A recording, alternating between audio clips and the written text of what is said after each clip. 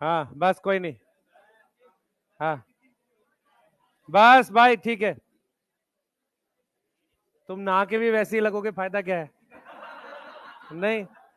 हाँ, कोई फायदा तो है नहीं। हाँ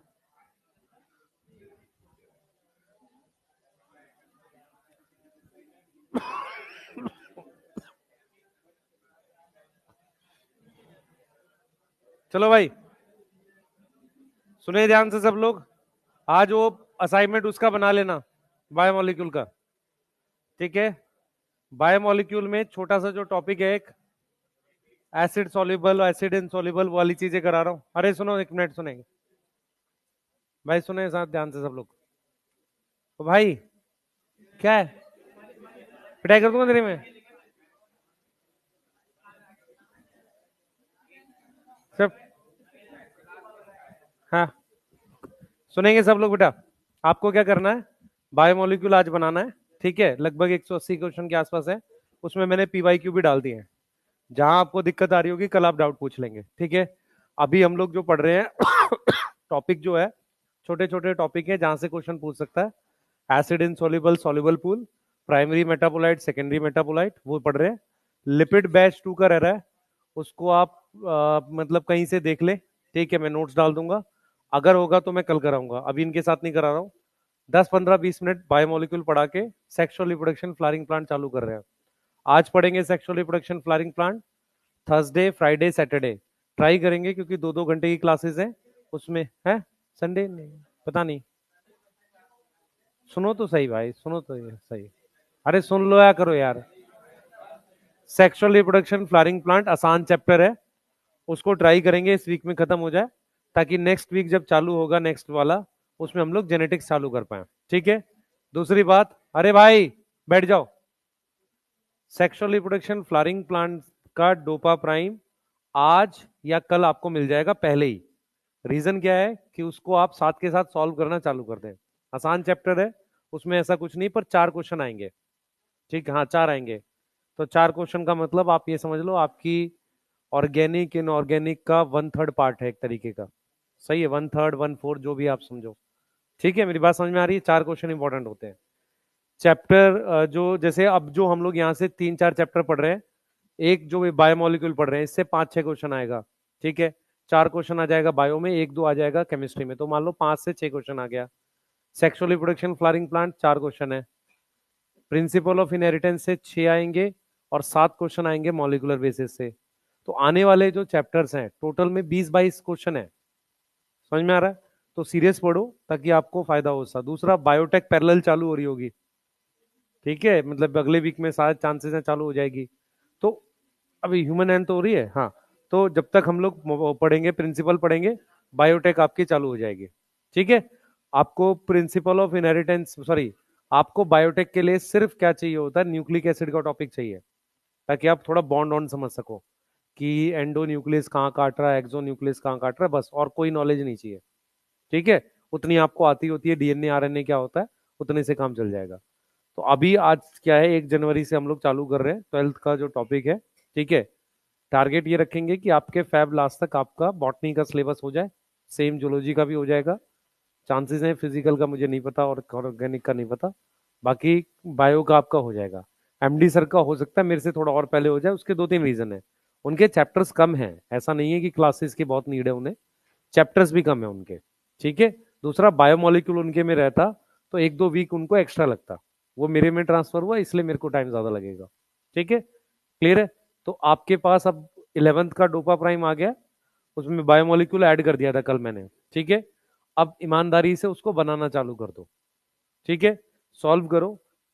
थर्सडे फ्राइडे तक हम उसकी प्रॉपर, अगर कोई भी एरर होगा वो उसमें बता देंगे, अपडेटेड भी अपलोड कर देंगे। तो अगर आपने अभी प्रिंट नहीं कराया, रुक जाओ, और करा भी रखा होगा तो आपको एरर ही तो देखना है कि क्या आंसर है, क्या वो आप देख लेना। समझ में आ रहा है? आप कराना चाहो करा लो, लेकिन मैं फिर बोल रहा हूँ थर्सडे फ्राइडे तक रुक कर प्रिंट करा लो, और उसी को सॉल्व करना है। अलग से आपको कुछ नहीं करना। उसको स्पाइरल करा लेना, स्पाइरल कराने से या कैसे भी करा लेना, आपकी मर्जी है।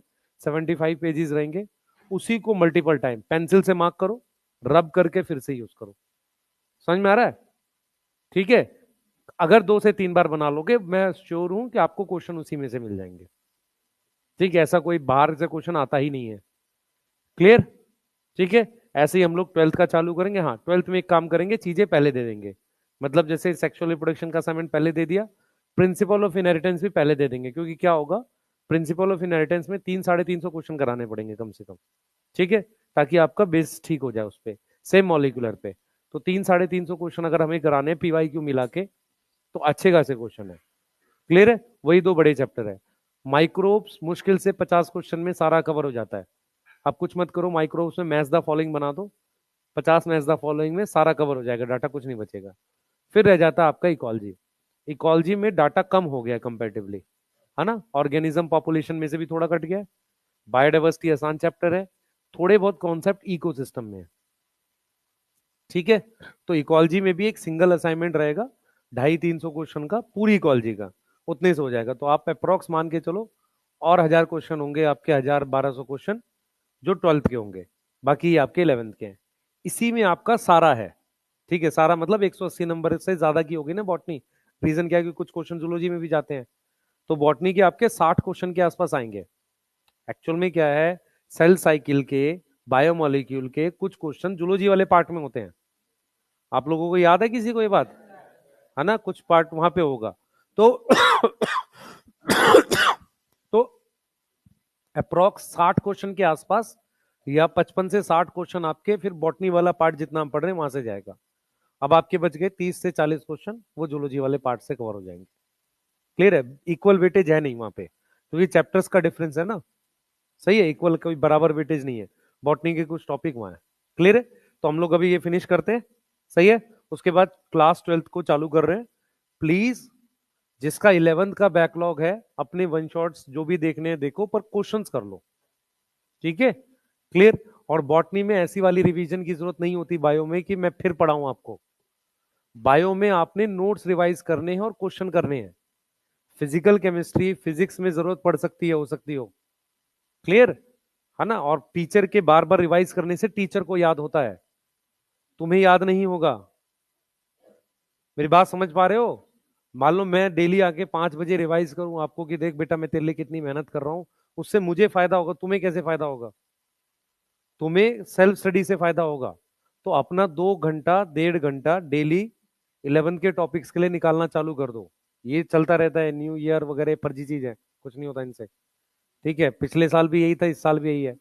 डिफरेंस क्या आएगा अगर सिलेक्ट हो जाओगे, तो इस साल हमारे पास और हर साल मैसेज होते हैं कि सर हम इस साल मेडिकल कॉलेज में हैं। बस ये डिफरेंस रहता है, और कोई डिफरेंस नहीं है। ठीक है, आप लास्ट ईयर भी घर के आसपास थे, आज भी घर के आसपास भी मान लो यहीं रह रहे हो, लेकिन हो तो अभी घर वालों के प्रोटेक्शन में ही उनसे पैसे ले रहे हो, उनके रिसोर्सेज पर डिपेंडेंट हो पूरी तरीके से, है ना।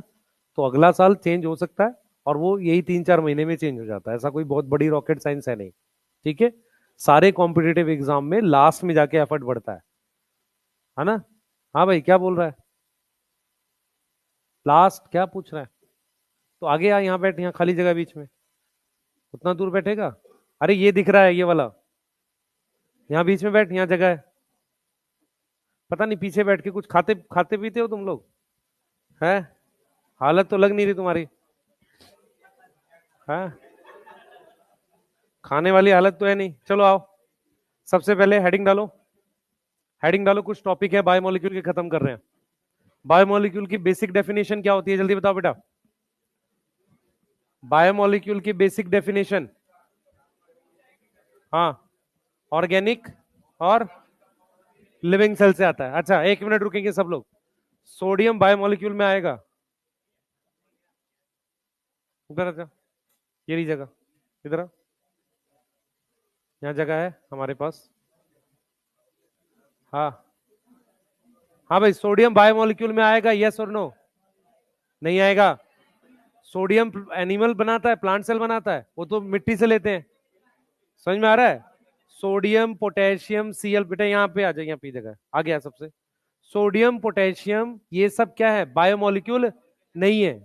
समझ में आ रहा है? ये सब बायोमोलिक्यूल नहीं है। क्यों बायोमोलिक्यूल नहीं है? क्योंकि ये रूट लेती है सॉइल से। क्लियर है?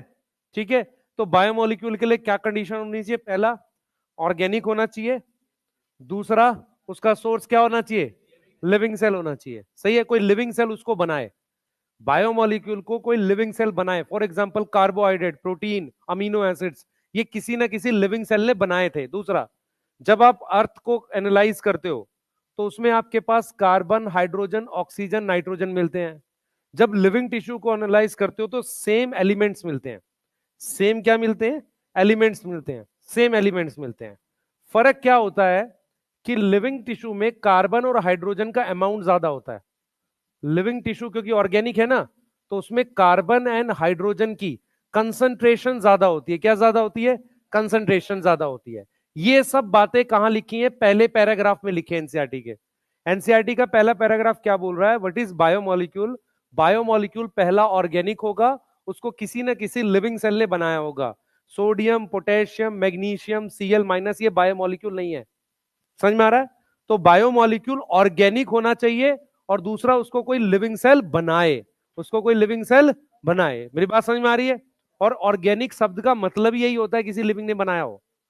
कार्बन की चेन होती है एक अलग बात है, पर ऑर्गेनिक शब्द का मतलब यही होगा जो किसी लिविंग सेल ने बनाया हो। दूसरा, अगर हम अर्थ क्रस्ट की एनालिसिस करें तो गोल्ड जो है वो अर्थ में मिलेगा पर लिविंग टिश्यू में नहीं मिलेगा। समझ में आ रहा है?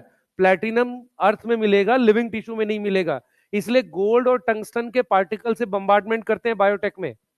समझ में आ रहा है? रीजन, क्योंकि वो इनर्ट होता है, हमारे सेल में है ही नहीं, कुछ काम ही नहीं करेगा। याद है बायोलिस्टिक जीन गन?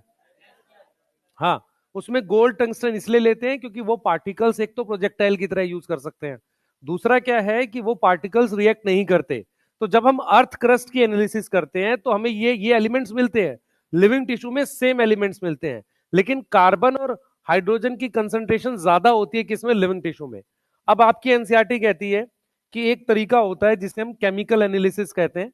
उसमें हमने क्या किया है, उसमें या तो हम लीफ ले लेते हैं जो कि एक प्लांट टिश्यू है, और या तो उसके अलावा लिवर टिश्यू ले लेते हैं, मतलब किसी तरह का एनिमल टिश्यू ले लेते हैं। उनमें से किसी को भी लेकर इसके अंदर हम पीस रहे हैं। यहां हमने डाला है ट्राइक्लोरो एसिटिक एसिड। हमने क्या डाला है? Trichloro acetic acid. CH3COH में अगर आप 3 हाइड्रोजन हटाकर वहां Cl3 लगा दें तो ट्राइक्लोरो एसिटिक एसिड का फॉर्मूला बन जाएगा। यस, CH3COH में 3 हाइड्रोजन हटा के 3 Cl लगा दोगे तो क्या बन जाएगा? ट्राइक्लोरो एसिटिक एसिड का फॉर्मूला बन जाएगा। तो ट्राइक्लोरो एसिटिक एसिड लेते हैं। इसकी एक प्रॉपर्टी होती है कि ये क्या करता है, ये डीएनए, आरएनए, कार्बोहाइड्रेट, ध्यान सुनेंगे, कार्बोहाइड्रेट में पॉलीसेकेराइड, प्रोटीन, इन सब को प्रेसिपिटेट कर सकता है। प्रोटीन और पॉलीसेकेराइड्स को क्या कर सकता है? प्रेसिपिटेट। प्रेसिपिटेट करने का मतलब क्या होता है बेटा? कि वो चीज क्या होती है? इनसॉल्युबल हो जाती है। वो चीज क्या हो जाएगी? इनसॉल्युबल हो जाएगी। तो हमने क्या किया, ध्यान सुनेंगे, हमने क्या किया, ट्राइक्लोरो एसिटिक एसिड में इसको पीस लिया एनिमल टिश्यू को। उसके बाद मेरे पास एक स्लरी बन गई। स्लरी क्या होती है? जो लिक्विड होता है उससे थोड़ा सा थिक, मोटा। तो उस स्लरी को यहां पर फिल्टर कर रहे हैं, यहां पर फिल्टर कर रहे हैं, और यहां पर मैंने ये कॉटन ले लो या चीज क्लोथ ले लो, जो भी है, ऐसा कुछ कोई कोई फिल्टर के लिए हमने कुछ ले लिया है, ये इंपॉर्टेंट नहीं है। तो जो चीज फिल्टर नहीं होगी उसको हम यहां पर बोलेंगे रिटेंटेट। क्या बोलेंगे? रिटेंटेट। रिटेंटेट एसिड में नहीं घुला है, इसलिए इसको कहते हैं एसिड इनसॉल्युबल पूल। ये समझ में आ रहा है? Acid insoluble pool. ये जो फिल्टर होके आएगा इसको बोलेंगे फिल्टरेट। क्या बोलेंगे? फिल्टरेट। और इसका एक और नाम है एसिड सॉल्युबल पूल। अब ये पढ़ के आ रहे हैं, सुनो ध्यान से। एक्चुअल में क्या है, एनसीईआरटी के स्टार्टिंग में अलग अलग तरीके दिए हुए हैं कि किस तरीके से हम किसी लिविंग टिश्यू में केमिकल्स एनालाइज करते हैं। सही है? किस प्रकार से लिविंग टिश्यू में हम केमिकल्स क्या करते हैं? एनालाइज करते हैं। सबसे पहला तरीका क्या है कि हम एक केमिकल एनालिसिस कर रहे हैं और हम ये देखना चाह रहे हैं कि किस तरह के बायोमोलिक्यूल होते हैं। तो हमने क्या किया, एक टिश्यू को डैमेज किया और किसी सॉल्यूशन में किया जिस सॉल्यूशन में कुछ चीजें घुलती नहीं है, कुछ घुल जाती हैं। जो घुल जाती हैं उनको कहा एसिड सॉल्युबल, और जो नहीं घुलती वो क्या है? Acid insoluble. ये बात समझ में आ रही है? ठीक है। जो नहीं घुलती हैं, जो एसिड इनसॉल्युबल होती हैं, उनमें हमारे पास ये 4 चीजें आती हैं मेनली। एक आता है मेरे पास डीएनए, न्यूक्लिक एसिड। तो न्यूक्लिक एसिड शब्द का मतलब होता है डीएनए आरएनए दोनों। फिर मेरे पास आ जाता है प्रोटीन्स, फिर मेरे पास आ जाता है पॉलीसेक्राइड, कार्बोहाइड्रेट नहीं, पॉलीसेक्राइड, क्योंकि कार्बोहाइड्रेट में तो ग्लूकोज भी आएगा। उसके अलावा हमारे पास आ जाते हैं लिपिड। ये चार चीजें हैं जो एसिड इनसॉल्युबल पूल में आएगी। फिल्ट्रेट के अंदर हमारे पास एसिड सॉल्युबल पूल आएगा, इसमें बहुत सारी चीजें आती हैं। अब जैसे मैं आपको एग्जांपल से समझाता हूं, मान लो ये बॉटल हमारे पास सेल है, ध्यान से सुनना, ये बॉटल हमारे पास प्लांट सेल है, तो इसके बाहर सेल वॉल होगी, ठीक है, सेल वॉल बनी होगी सेलुलोज की, ठीक है, तो सेलुलोज इसमें से आएगा एसिड इनसॉल्युबल पूल में। समझ में आ रहा है? क्योंकि सेलुलोज क्या है, पॉलीसेक्राइड है, ठीक है। दूसरी चीज, उसके बाद आ जाती है प्लाज्मा मेम्ब्रेन। प्लाज्मा मेम्ब्रेन बनी है लिपिड और प्रोटीन की, ठीक है, वो दोनों भी किस में आएंगे, एसिड इनसॉल्युबल पूल में आएंगे। ये समझ में आ रहा है? अब इसके अंदर जो लिक्विड है, मान लो वो साइटोप्लाज्म है, ठीक है, साइटोप्लाज्म में क्या प्रोटीन्स होती हैं, बिल्कुल प्रेजेंट होती हैं, ठीक है, क्लियर है? क्या साइटोप्लाज्म में स्टार्च हो सकता है, मान लो चलो उसके अंदर हो गया, क्लोरोप्लास्ट के अंदर हो गया, तो इसका मतलब ये है, इसका मतलब ये है कि जो एसिड इनसॉल्युबल पूल में चीजें आएंगी, किसी सेल की दीवारें आएंगी, जिसको हम बोल सकते हैं किसी सेल का वॉल मटेरियल, या किसी ऑर्गेनल की बात कर लेते हैं, ईआर की, ईआर की दीवार भी लिपिड की लेयर की बनी हुई है, सही है, तो वो भी किस में आ जाएगा, एसिड इनसॉल्युबल में आ जाएगा। किस में आ जाएगा, एसिड इनसॉल्युबल में। मेरी बात समझ पा रहे हो? तो वो भी एसिड इनसॉल्युबल में आ गया। जो दीवारें हैं, जो दीवारें हैं वो किस में आ गई, एसिड इनसॉल्युबल में आ गई, ठीक है। उसके अलावा साइटोप्लाज्म का कुछ पार्ट जो प्रोटीन का बना है, पॉलीसेक्राइड का बना है, लिपिड का बना है, कुछ भी, वो सब किस में आएगा, एसिड सॉरी इनसॉल्युबल में। एसिड सॉल्युबल में जो भी आएगा साइटोप्लाज्म वाला आएगा। फॉर एग्जांपल, साइटोप्लाज्म में सोडियम है, सीएल माइनस है, ग्लूकोज है, न्यूक्लियोटाइड है, न्यूक्लियोटाइड मतलब एटीपी जीटीपी, समझ में आ रहा है? उसके अलावा न्यूक्लियोसाइड हो गए, अमीनो एसिड्स हो गए, वो सारे किस में आएंगे, एसिड सॉल्युबल में आएंगे। कोई डाउट है यहां तक? सही है। तो अगर मैं इसको पूरा लिखूं, देखो इसको मैं पूरा लिखूं, मैं इस टेबल पे भी आऊंगा, क्या याद करना है। अगर मैं इसको पूरा लिखूं तो एसिड सॉल्युबल पूल जो होता है उसका एक और नाम होता है फिल्ट्रेट। इसको क्या बोलते हैं, फिल्ट्रेट बोलते हैं। इसमें मेरे पास आ जाएगा sugars, nucleotides, yes, nucleotide, nucleoside आ जाएगा, और अमीनो एसिड्स आ जाएंगे, जो प्रोटीन के लिए होते हैं, अमीनो एसिड्स आ गए। उसके अलावा हम लोग और भी कुछ चीजें लिख सकते हैं, आयंस आ गए, है ना, आयंस आ गए, रुक जाओ, आयंस आ गए। ये सारे किस में आ गए, एसिड सॉल्युबल पूल में, ठीक है, आयंस वगैरह आ गए आपके पास। अब इस वाले को हम क्या बोलते हैं, रिटेंटेट। क्या बोलेंगे, रिटेंटेट बोलेंगे। अब इसमें मेरे पास क्या क्या आएगा, सबसे पहले पॉलीसेक्राइड। पॉलीसेक्राइड का मतलब स्टार्च और सेल वॉल वगैरह क्या, सेलुलोज। उसके अलावा प्रोटीन्स आ जाएंगी, यस। उसके अलावा न्यूक्लिक एसिड आ जाएंगे। न्यूक्लिक एसिड का मतलब हो गया डीएनए आरएनए, सही है, डीएनए आरएनए। उसके अलावा लिपिड्स आ जाएंगे। अब मेरी बात ध्यान से सुनना, हमारे पास ये वाली जो चीज होती है ये मेनली साइटोप्लाज्मिक कंपोनेंट है, यस, ये मेनली क्या है, साइटोप्लाज्मिक कंपोनेंट आएंगे। इसमें क्या आएगा, साइटोप्लाज्म के साथ साथ दीवारें, cytoplasmic plus wall component. Clear है? यहां तक समझ में आ रहा है?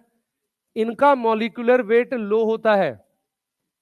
इसका क्या होता है, लो मॉलिक्यूलर वेट होता है, लेस देन 1000 डेल्टन या 800। लेस देन, कहीं कहीं पे 1000 लिखा है, कहीं पर 800 लिखा है, तो लेस देन 800 या 1000 डेल्टन। इनका मॉलिक्यूलर वेट हाई होता है, इनका हाई मॉलिक्यूलर वेट होगा। समझ में आ रहा है ये चीज? क्लियर है? ठीक है। तो ये वाली चीजें क्या है, एसिड सॉल्युबल इनसॉल्युबल में है, और ये वाली किस में है, एसिड सॉल्युबल में। अब देखो कहानी क्या है, हमारे पास लिपिड्स जो होते हैं, देखो लिपिड्स में क्या क्या आता है, लिपिड्स में ग्लिसरॉल आता है, फैटी एसिड आता है, फैट्स आते हैं, फैटी एसिड्स आएंगे, और क्या आएंगे, फैट। फैट और फैटी एसिड में फर्क होता है। उसके अलावा फॉस्फोलिपिड आ जाएगी। ये लोग क्या होते हैं, इनका मॉलिक्यूलर वेट कम होता है, इनका मॉलिक्यूलर वेट क्या होता है, लेस होता है। पर ये क्या करते हैं, but they form aggregation. Aggregation का क्या मतलब होता है कि जैसे अगर आपने मान लेंगे ध्यान से पानी के अंदर ऑयल की ड्रॉप डाल दो, तो ऑयल की ड्रॉप इकट्ठा होके बड़ी ड्रॉप बना देती है। समझ में आ रहा है? तो क्योंकि ये हाइड्रोफोबिक होते हैं, ये क्या बना लेते हैं? एग्रीगेशन बना लेते हैं। एग्रीगेशन बनाने का मतलब होता है इकट्ठा हो गया। तो ये क्या आते हैं? ये आते हैं किसमें? कम इन एसिड इनसॉल्युबल पूल। किसमें आ गए ये? एसिड इनसॉल्युबल पूल में आ गए। लेकिन ये आने किसमें चाहिए थे? हाँ, should come in acid soluble, पर ये आए किसमें? एसिड इनसॉल्युबल में आ गए। यहां तक कोई डाउट है? अब इसका क्वेश्चन क्या आएगा, सुनो।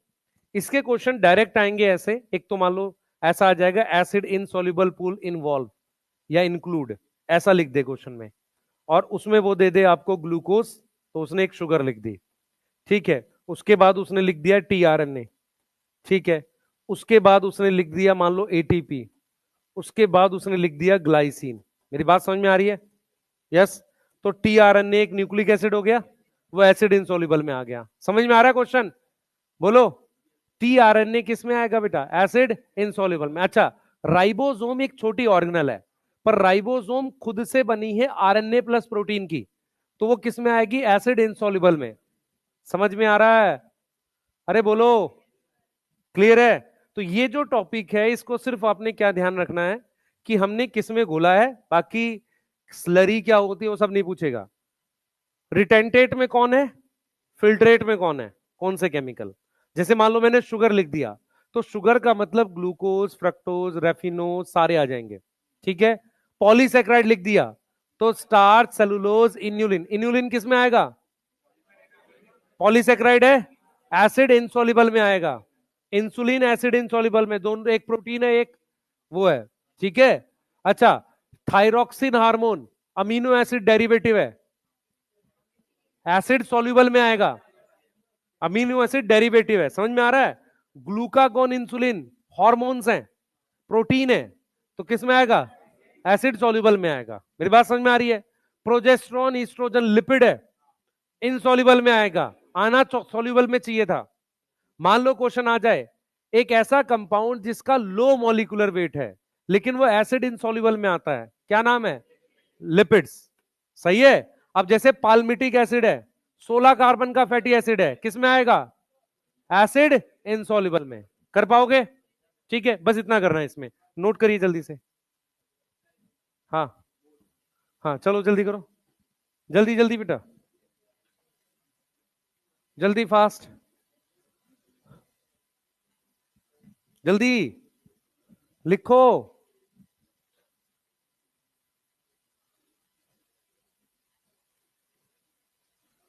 दिख रहा है संजय यहां से?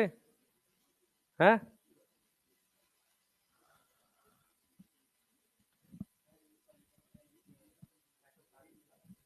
हाँ, क्योंकि साइटोप्लाज्म में क्या प्रोटीन होती है, तो आएगा। है? ग्लूकागोन हार्मोन है, प्रोटीन, तो इंसॉल्युबल में आएगा। जल्दी लिखो भाई। कोई किसी उम्मीद में ना बैठे रहना कि आज समोसा से मिलने के चांसेस, ऐसा कोई प्रोग्राम नहीं है। हाँ, ऐसा किसी प्रकार का कोई प्रोग्राम नहीं है। है? नहीं नहीं, क्यों खिला दो भाई? तू बता, तू डॉक्टर बन जाएगा, सर को पैसे भेजेगा? झूठ बोल रहा है। नहीं नहीं, हमें बिलीव नहीं है, हमें थोड़ा बहुत भी बिलीव नहीं है किसी पे। है?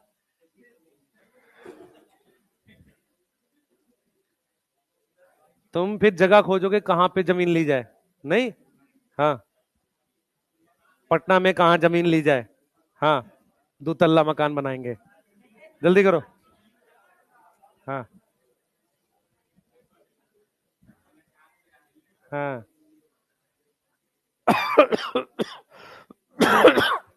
जल्दी लिखो। कोई कुछ पूछना चाह रहा है इसमें से?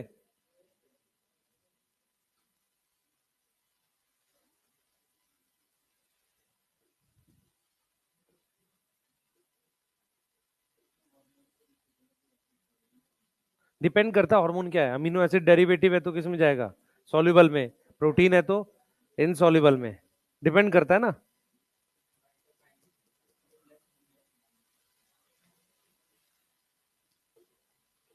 जल्दी जल्दी फास्ट लिख लो जल्दी से। एस्ट्रोजन प्रोजेस्टेरोन स्टेरॉइड है। स्टेरॉइड क्या होता है? लिपिड। तो किस में आएगा? इनसॉल्युबल में आएगा। ठीक है। और क्या पूछ रहा है? CH3COH कहाँ है? ये कार्बन हाइड्रोजन ऑक्सीजन जो होती है हमारे अर्थ में है। अर्थ में तो होती है तभी हमारे अंदर है। पर वो लिविंग टिश्यू में भी होती है। लेकिन कार्बन हाइड्रोजन की परसेंटेज किस में ज्यादा होती है? लिविंग टिश्यू में, हमारे कंपैरिजन में। सॉरी, उसमें जमीन के कंपैरिजन में कंसंट्रेशन की बात हो रही है। तेरी एनसीईआरटी ने क्या लिखा है? एनसीईआरटी ने लिखा है कि जब मैं एलिमेंट और वो बाकी चीजें करता हूं तो वो ज्यादा, वो दोनों में होता है। ठीक है, क्लियर है? हाँ लिखो जल्दी से। दोनों जगह होता है, बनाओ जल्दी।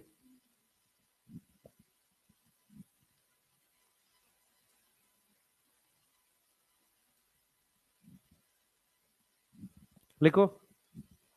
भाई तूने क्या कर दिया एनसीईआरटी के साथ? है? इतना क्या लिख दिया एनसीईआरटी में? बेटा क्लास में क्यों नहीं है तू? तो बैठ, फिर क्या हो गया?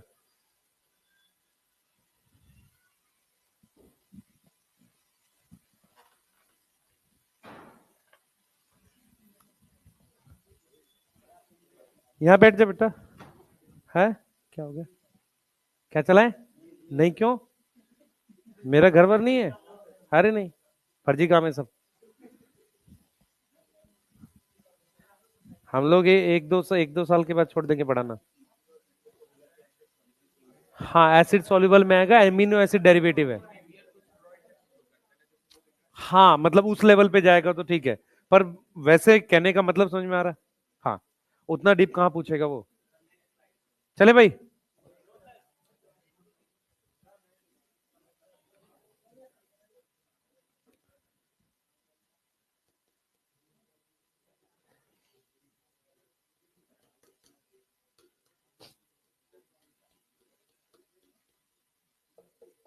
देख लिया?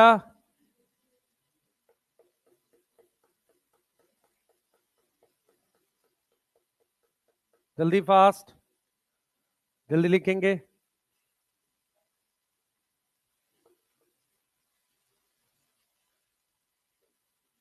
पूछो, कुछ पूछना चाह रहा कोई?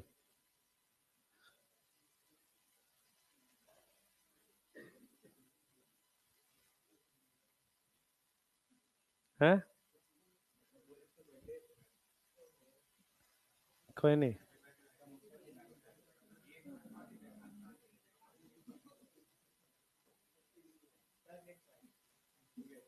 ना, नेक्स्ट स्लाइड लिखते हैं।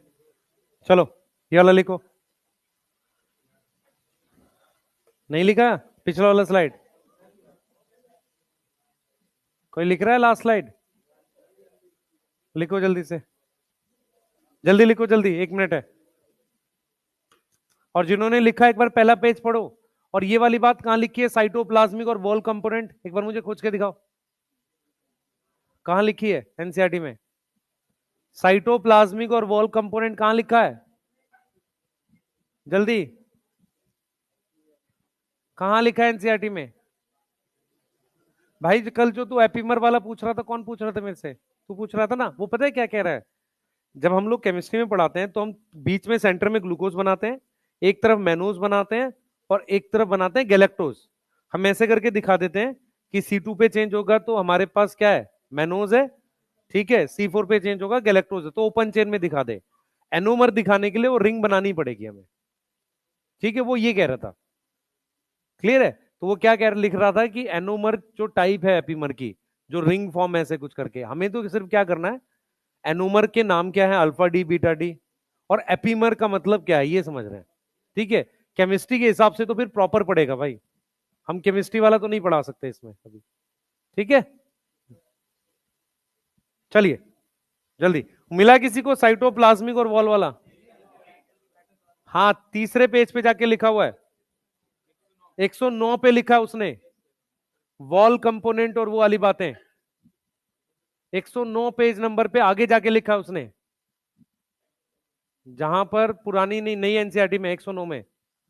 हाँ वहां लिखा है उसने, 117 है। 147 पुरानी एनसीईआरटी शायद मिला। हाँ, सेकेंडरी मेटाबोलाइट के बाद वाला पैराग्राफ है। मिला किसी को?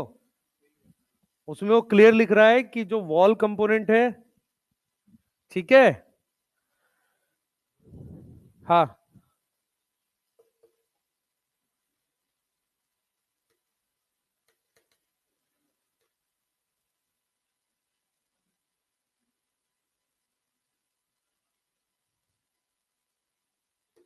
चलें आगे।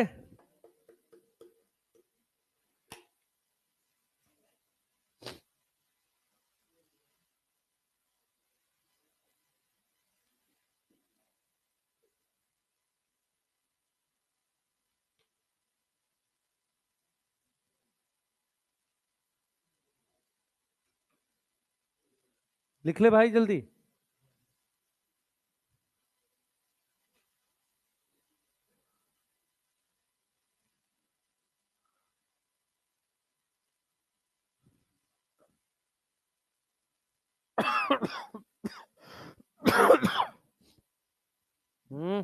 पढ़ लिया एनसीईआरटी है? कर लोगे इसके क्वेश्चन सॉल्युबल इनसॉल्युबल के? तुम्हारे असाइनमेंट में भी हैं कुछ क्वेश्चंस, कर लेना वहां से। अब बच्चे असाइनमेंट के क्वेश्चंस थोड़े मुश्किल टाइप के भी हैं, ध्यान से बनाना, उनको बन जाएंगे वो। अगर वो बन जाएंगे तो तुम्हें मोर और लेस सारी चीजें आ जाएंगी।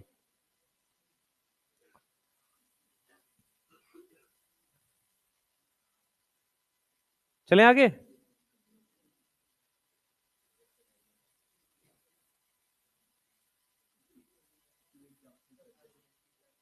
हाँ, भी कराऊंगा वो क्वेश्चन।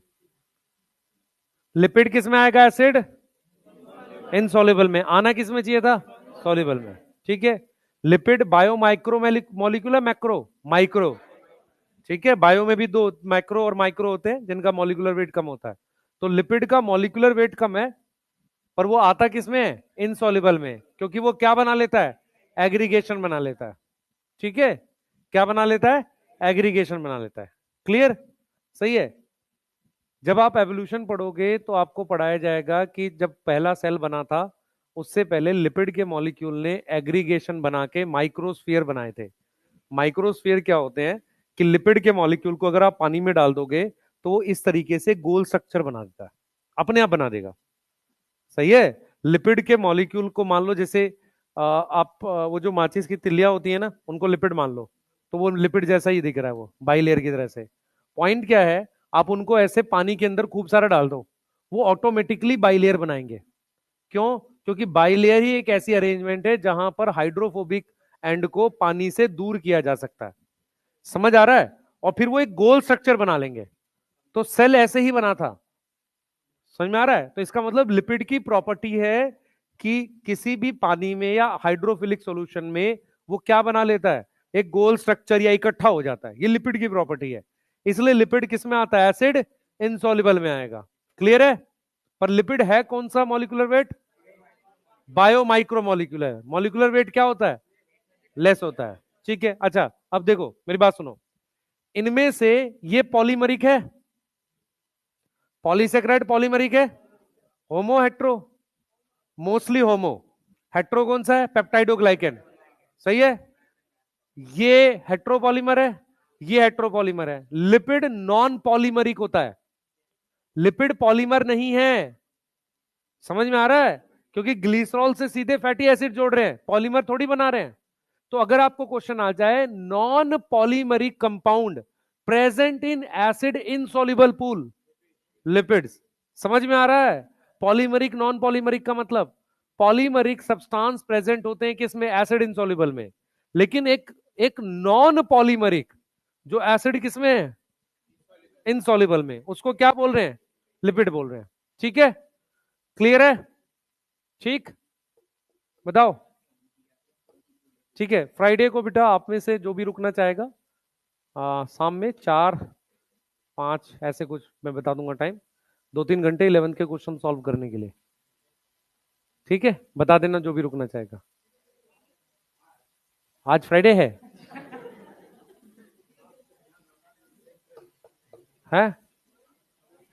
समझा मैं क्या बोल रहा हूँ?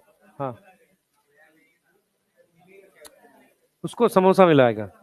हाँ हाँ, उसको बोलेंगे पैसा ले अपना और समोसा खा ले, मिलेगा क्या?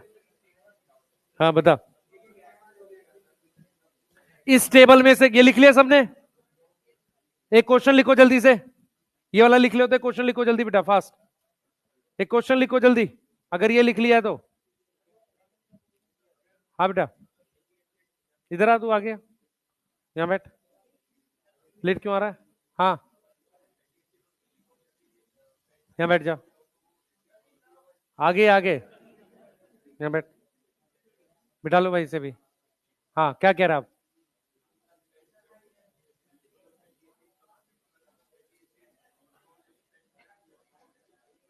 हाँ हाँ, इंसॉल्युबल होता है, इंसॉल्युबल में ही आएगा ग्लिसरॉल। अगर तू, ग्लिसरॉल क्या होता है भाई? एक मिनट, ग्लिसरॉल ग्लिसरीन होता है, जो घर में ग्लिसरीन यूज करते हैं ना, अल्सर्स पे लगाते हैं, वो ग्लिसरीन आपका जो ग्लिसरॉल ही होता है, वो एसिड इंसॉल्युबल होगा, वो भी पानी के अंदर इकट्ठा हो जाता है। ठीक है, ग्लिसरॉल को वो नाम क्या दे रखा है? ट्राई हाइड्रोक्सी प्रोपेन, याद है किसी को? ट्राई हाइड्रोक्सी प्रोपेन नाम दे रखा है उसका, ग्लिसरॉल का, वो भी एसिड इंसॉल्युबल में आएगा। ठीक है, क्वेश्चन लिखो जरा, लिखो फ्यू एग्जांपल्स आर गिवन, चलो शुरू हो जाओ, जल्दी करो, लिखो फ्यू एग्जांपल्स आर गिवन, जल्दी फास्ट करेंगे।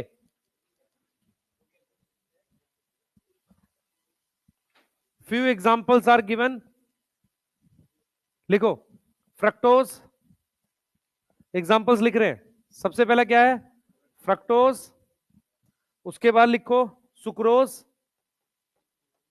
फ्रक्टोज, फिर लिखो सुक्रोज, फिर लिखो रूबिस्को, थर्ड लिखो रूबिस्को, फोर्थ लिखो कोलेजन,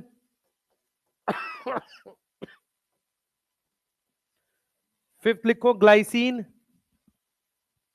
फिफ्थ लिखो ग्लाइसिन, सिक्स लिखो, सिक्स लिखो स्टार्च, सिक्स लिखो स्टार्च, सेवंथ लिखो अमाइलोज, सेवंथ लिखो अमाइलोज, अमाइलोज, एट लिखो, एट लिखो जीटीपी, जीटीपी जीटीपी, जीटीपी लिख लिया। नाइन्थ लिखो एडिनाइलिक एसिड, एडिनाइलिक एसिड, ये क्या होता है adenylic acid? Adenylic acid nucleotide का ही नाम है, सुने ध्यान से, सिंगल एटीपी या एएमपी उसका नाम होता है एडिनाइलिक एसिड। हमने, अगर किसी को याद हो, मॉलिक्यूलर जेनेटिक्स में एक टर्म पढ़ी थी कि हम आरएनए के लास्ट में बहुत सारा ए लगाते हैं, पॉलीएटेल, तो उसका अगर नाम ध्यान से पढ़ोगे, क्लास 12 के एनसीईआरटी में लिखा है पॉली एडिनाइलेट, तो सिंगल को एडिनाइलिक एसिड कह रहे हैं, बहुत सारे ए को क्या बोलेंगे? Poly adenylate. इसका मतलब जो एटीपी जीटीपी ये सब होते हैं ना, इनके नाम है guanidylic acid, adenylic acid, cytidylic acid. समझ में आ रहा है? एटीपी जीटीपी टीटीपी, इनके क्या नाम रहेंगे? गुआनिडाइलिक एसिड, साइटिडाइलिक एसिड, उनके ये नाम भी हैं। हाँ, तो वो तो उसका वो हो गया पूरा स्ट्रक्चर बेस नेम, वैसे उसको क्या बोल सकते हैं? गुआनिडाइलिक एसिड, साइटिडाइलिक एसिड। समझ में आ रहा है? इसीलिए उसने लिखा था 200 से 300 ए जोड़ते हैं, जिसको पॉली एडिनाइलेट बोलते हैं। तो इसका मतलब किसका पॉलीमर हो गया? एडिनाइलेट का पॉलीमर हो गया। समझ में आ रहा है? ठीक है, अगला लिखो टीआरएनए, टीआरएनए लिखो, फिर लिखो, फिर लिखो यूरिडाइलिक एसिड, होगा क्यों नहीं होगा? हाँ, पर उसमें शुगर कौन सी होगी? राइबोज। ठीक है, हाँ, उसके बाद लिखा हमने टीआरएनए लिखा, उसके बाद लिखो सेलुलोज, सेलुलोज, फिर लिखो ट्राई पाल्मिटीन, सेलुलोज के बाद लिखो ट्राई पाल्मिटीन, कहां पड़ा है? RQ.7 फैटी एसिड है ये। ठीक है, ट्राई पाल्मिटीन, उसके बाद लिखो palmitic acid, comma, palmitic acid. अब जरा आंसर करेंगे ध्यान से जो मैं बोलूंगा। सबसे पहले इनमें बताने एसिड सॉल्युबल इनसॉल्युबल पूल, पहले एसिड सॉल्युबल बताओ और इनसॉल्युबल बताओ, फिर इसमें से बताओ कितने पॉलीमरिक है, कितने पॉलीमरिक हैं ये बताने हैं। एसिड सॉल्युबल बताने हैं, इनसॉल्युबल बताने हैं और कितने पॉलीमरिक हैं, कितने पॉलीमरिक हैं, जल्दी करो।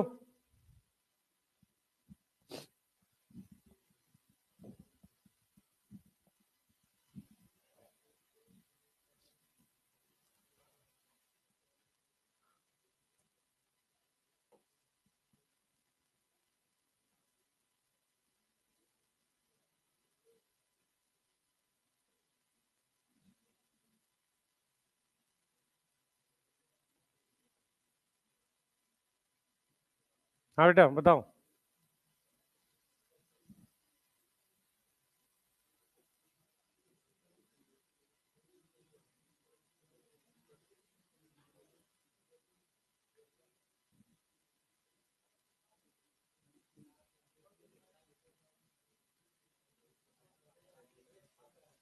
हाँ भाई कितने हो गए? एसिड सोल्यूबल में कौन कौन आ रहा है? हाँ एक बार मैं बोल देता हूँ, फ्रक्टोज, सुक्रोज, ग्लाइसिन, सुक्रोज भी है? नहीं दे रखा, दे रखा है? सुक्रोज दिया है, ठीक है। फ्रक्टोज, सुक्रोज, ग्लाइसिन और जीटीपी और है एडिनाइलिक एसिड और है नहीं, ट्राई पाल्मिटिन नहीं आएगा, टीआरएनए नहीं आएगा इनसॉल्युबल में, न्यूक्लिक एसिड है वो तो। ठीक है। कौन कौन से आ गए? फ्रक्टोज, सुक्रोज, एटीपी, जीटीपी था और एडिनाइलिक एसिड और ग्लाइसिन है। हाँ बस, और कोई रह गया? नहीं है। अमाइलोज चेन होती है बेटा ग्लूकोज की, अमाइलोज अमाइलोपेक्टिन तो पॉलीसेक्राइड है। अमाइलोज किसकी चेन है? अल्फा डी ग्लूकोज, ठीक है। अमाइलोज किस में आएगा? एसिड इनसॉल्युबल में। किस में आएगा? एसिड इनसॉल्युबल में, ठीक है। किसी को डाउट हो रहा अभी? पाल्मिटिक एसिड बेटा फैटी एसिड है, इनसॉल्युबल में आएगा। ट्राई पाल्मिटिन और पाल्मिटिक एसिड एसिड इनसॉल्युबल में है पर नॉन पॉलीमरिक है। समझ में आ रहा है? देखो नॉन पॉलीमरिक कौन से आएंगे, एक तो एसिड सॉल्युबल के आ जाएंगे, प्लस इनसॉल्युबल में से कौन से आएंगे नॉन पॉलीमरिक? लिपिड वाले। लिपिड वाले कौन कौन है?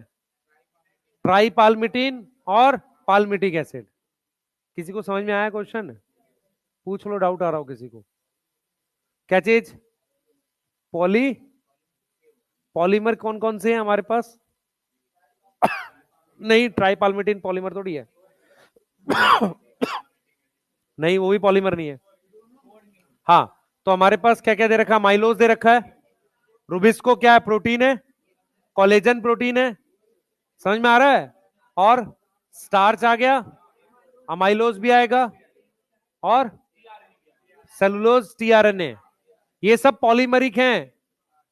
हाँ अमाइलोज चेन होती है अल्फा डी ग्लूकोज की, अल्फा 1,4 लिंकेज, उसमें नहीं नहीं तो कम से कम 200 ग्लूकोज होते होंगे, 400 ग्लूकोज होते होंगे, ठीक है। हाँ इनसॉल्युबल में आएगा, कर लेंगे भाई। क्या चीज बेटा? मेरी बात सुन, पॉलीमरिक में कौन कौन से आएंगे? पॉलीसेक्राइड आ जाएगा, तो पॉलीसेक्राइड में स्टार, सेलुलोज, अमाइलोज है, ठीक है। प्रोटीन्स में रुबिस्को और कोलेजन है, न्यूक्लिक एसिड में टीआरएनए है, ठीक है। और कुछ रह गया पॉलीमरिक में? फैटी एसिड आएगा इनसॉल्युबल में पर होते क्या है? Non polymeric. तो ट्राई पाल्मिटिन और पाल्मिटिक एसिड ये सब क्या है? फैटी एसिड है। ये क्या है? फैटी एसिड है। क्लियर है? सही है, ठीक। चलिए आगे चलेंगे। हाँ भाई इस टेबल में क्या याद करना है पहले सुन लो। आपने ये याद नहीं करना, ध्यान सुनेंगे, आपने ये याद नहीं करना, समझ लो ध्यान से। आपने सिर्फ ये याद करना है, मेरी बात सुनेंगे सारे बच्चे। आपने ये बात याद करना है कि ह्यूमन बॉडी में अगर 70% पानी है, अरे भाई रुक जा एक मिनट, अगर ह्यूमन बॉडी में 70% पानी है या किसी भी लिविंग सेल में अराउंड 70% पानी है, तो सबसे ज्यादा अमाउंट में ऑक्सीजन ही होनी चाहिए, ठीक है। क्लियर है? तो जब हम ये बात करते हैं कि सबसे परसेंटेज वाइज जाते हैं, सिर्फ परसेंटेज याद करनी है। सबसे ज्यादा अमाउंट में ऑक्सीजन है, फिर कार्बन है, फिर नाइट्रोजन है, कैल्शियम प्लांट के लिए ट्रू नहीं होगा, पर ह्यूमन के लिए ट्रू है, क्योंकि कैल्शियम बोन्स में है, टीथ में है। समझ में आ रहा है? उसके बाद यहां हाइड्रोजन दे रखी है। अगर अगर मान लो मैं लीफ की बात करूं, तो लीफ में, रुक जा बेटा एक मिनट, लीफ में अगर आप फ्रेश वेट की भी बात करोगे तो ऑक्सीजन, कार्बन, नाइट्रोजन, हाइड्रोजन, ये सही सीक्वेंस बन जाएगा। लेकिन जैसे ही आप ड्राई वेट की बात करोगे तो पानी हटाना पड़ेगा। पानी हटाने का मतलब आपने ऑक्सीजन और हाइड्रोजन हटा दी, तो मैक्सिमम परसेंटेज कार्बन की होगी। समझ में आ रहा है? मैक्सिमम परसेंटेज किसकी होगी? कार्बन की। तो ये जो टेबल दे रखी है, ये दे रखी है ह्यूमन बॉडी की, मतलब लिविंग सेल्स की बात कर रही है। तो सबसे ज्यादा अमाउंट में बाय डिफॉल्ट ऑक्सीजन होना पड़ेगा, क्योंकि ऑक्सीजन का मॉलिक्यूलर वेट 16 है, हाइड्रोजन का 1 है। अरे कुछ समझ में आ रहा है? ठीक है, इस हिसाब से पानी ज्यादा। हाँ ठीक है, 32 हो गया। 32 होता है, 16 होता है? क्या बोला है मैंने? किसका? अच्छा कोई बात नहीं यार, मेरी बात समझ में आई किसी को? ये कंपैरिजन में हाइड्रोजन इतना पीछे क्यों चला गया, समझ में आ गया? जबकि ये पानी के अकॉर्डिंग देख रहे हैं। अच्छा, अगर किसी में से पानी हटा दो तो उसको कौन सा वेट कहते हैं? Dry wait. क्वेश्चन ध्यान से पढ़ना। अगर उसने बोला है फ्रेश वेट, तो सबसे ज्यादा अमाउंट में होगा ऑक्सीजन। अगर उसने क्वेश्चन में ड्राई वेट बोला है, तो सबसे ज्यादा अमाउंट में क्या होगा? कार्बन। ये बात लिखी है इकोसिस्टम में, वो जो कार्बन साइकिल है वहां पर 49% वेट, आप चेक करो एनसीईआरटी, 49% वेट कार्बन का होता है ड्राई वेट में। जहां आपकी क्लास 12th की एनसीईआरटी में कार्बन साइकिल लिखी है इकोसिस्टम वाले चैप्टर में, वहां पहली दूसरी लाइन होगी, चेक करो एक बार, किसी के पास है 12th की एनसीईआरटी? कार्बन साइकिल में पहली दूसरी लाइन, हाँ क्या लिखा है?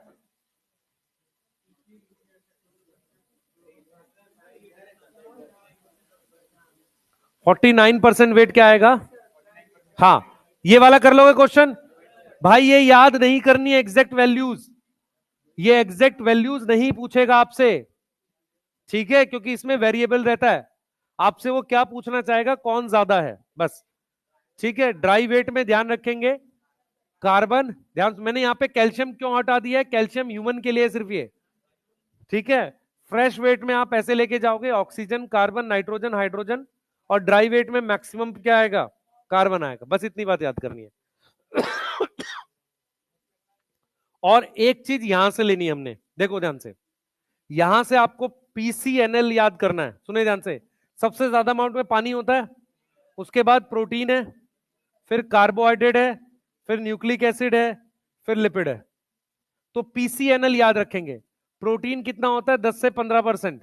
यस। कार्बोहाइड्रेट कितना दे रखा है? 3%। न्यूक्लिक एसिड कितना दे रखा?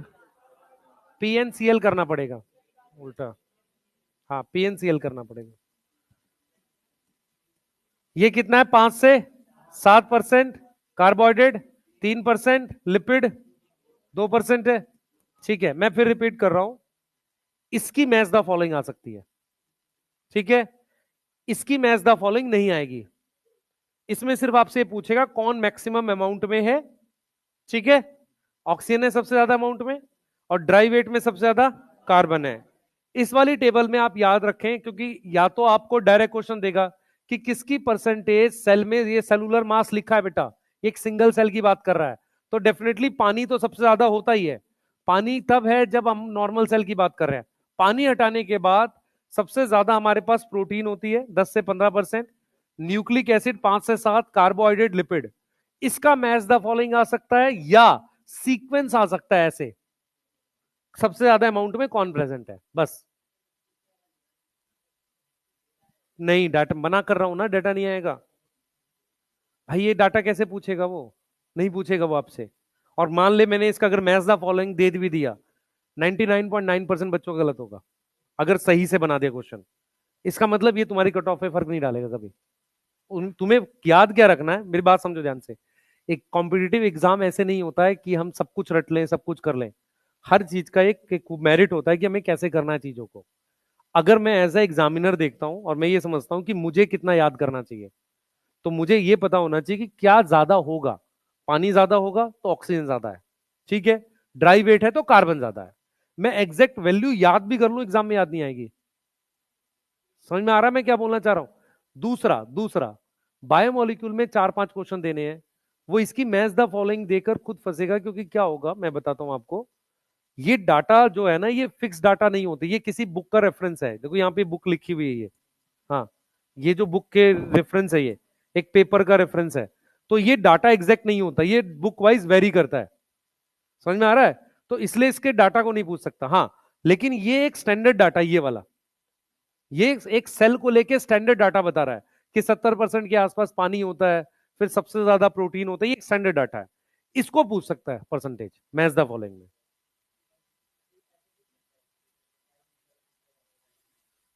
वो सिर्फ क्या पूछेगा आपसे कि किसकी परसेंटेज ज्यादा है, चारों ऑप्शन में लिख देगा, प्रोटीन, लिपिड, न्यूक्लिक एसिड और कार्बोहाइड्रेट। आपने प्रोटीन मार्क करना है। दूसरा क्वेश्चन ये ऐसे करके लिख देगा कि कौन ज्यादा है कौन कम है। तीसरा question match the following percentage के साथ, और कुछ नहीं आएगा इस पे। क्लियर है? इस पे बन सकता है, ये नहीं बनेगा बेटा, ये मुश्किल है याद करना। ये डाटा है, इसके पैरेलल ये डाटा है। दूसरा, आप अगर ध्यान से देखो, सिलिकॉन नहीं है हमारी बॉडी में, सिलिका नहीं होता है। सिलिका अगर आप देखो, आपने डाई एटम्स में पढ़ा था, उसके अलावा आपने अमीबॉइड में मेरीन फॉर्म में पढ़ा था, उसके अलावा मोनोकोट में सिलिका होता है। मोनोकोट में मतलब ये जो गेहूं वगैरह के पौधे होते हैं ना, ये सूख जाते हैं, इनकी जो स्टेम होती है उसमें सिलिका होता है। नहीं तो नॉर्मली सिलिका लिविंग सिस्टम में होता नहीं है। सिलिका मतलब सिलिकॉन, सही है। सिलिकॉन की कौन सी फॉर्म होती है? SiO2। SiO2 क्या है? जो रोड पे मिट्टी है ना, वो सिलिका ही है। समझ में आ रहा है? सिलिका गर्म होने के बाद हार्ड हो जाता है, तभी उसके वो बनाते हैं, मटका वगैरह बना रहा है ना उससे, वो तभी पॉसिबल है। तो सिलिका जो है हमारे पास हमारे लिविंग सिस्टम में होता नहीं है। यहां से आप बस ये मेक आउट कर सकते हो कि अर्थ क्रस्ट में सिलिकॉन है, लेकिन हमारे पास लिविंग सिस्टम में सिलिकॉन लगभग नहीं है। ठीक है? एनिमल किंगडम में अगर आप जाओगे, वो है आपके स्पॉन्जेस, उसमें स्केल्स क्या है वो, सिलिसियस और कैल्सेरियस, याद आ रहा है?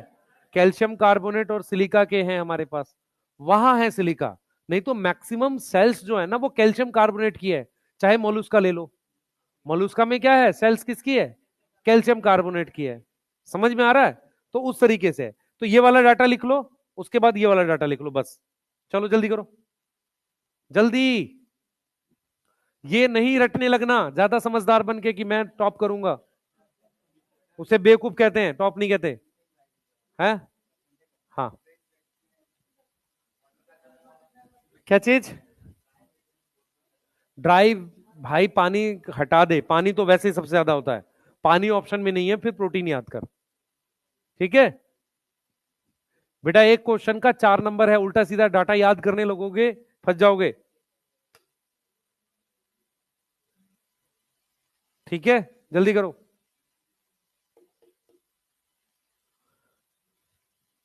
भाई, बस लिख ले।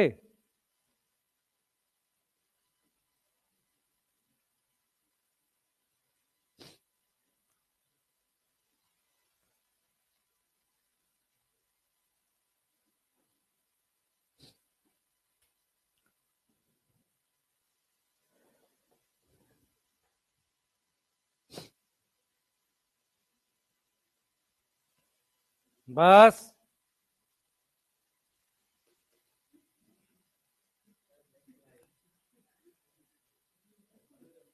लगे हुए हैं बात करने में। भाई ये नहीं लिखना, ये लिखना है सिर्फ, सब लिख देते हैं पता नहीं क्यों, बाद में नोट्स बेचेंगे। हाँ नहीं ठीक, कर लो यार, सब कर लो। हाँ भाई, लिख लिया? ये ये लिखो जल्दी, जिन्होंने नहीं लिखा। अरे है पीछे एक दो, जल्दी करो। लिख लिया भाई तूने? है?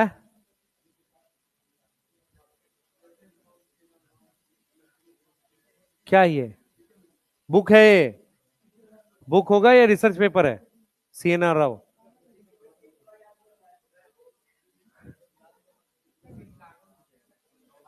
हाँ, अगर ड्राई वेट पूछ रहा है तो कार्बन है, फ्रेश वेट पूछ रहा है तो आपके पास ऑक्सीजन है, बस। बस इतना याद करना है तुझे। हाँ बेटा, तू समझ ध्यान से ना, वैसे दुख ज्यादा है, अभी फिजिक्स में भी इतना सारा पढ़ना है, तो ये टेबलें कहाँ याद करता फिरेगा? है ना। इसको तो हाथ पे लिख के लीजिए छोटा छोटा, क्या करेगा। अब इतना श्योर है ये आएगा ही, तो अब क्या करेगा, समझिए इस बात को। जब एक क्वेश्चन से 4 नंबर मिलने हैं, चाहे तू आसान कर चाहे मुश्किल कर, ठीक है। और ये किसी की टेस्ट सीरीज में जरूर मिलेगा तुझे, मैच द फॉलोइंग में ये वाला डाटा। हाँ वो समझदार लोग हैं वो देते हैं, पर ये आएगा नहीं, मैं श्योर हूं। ठीक है। हाँ वो बिना बात के एनसीईआरटी उल्टा सीधा रटने से याद नहीं होती है।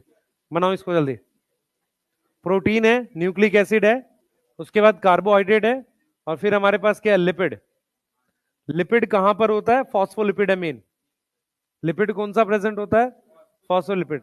दो लिपिड प्रेजेंट होते हैं सेल मेम्ब्रेन में, एक फॉस्फोलिपिड, दूसरा कोलेस्ट्रॉल।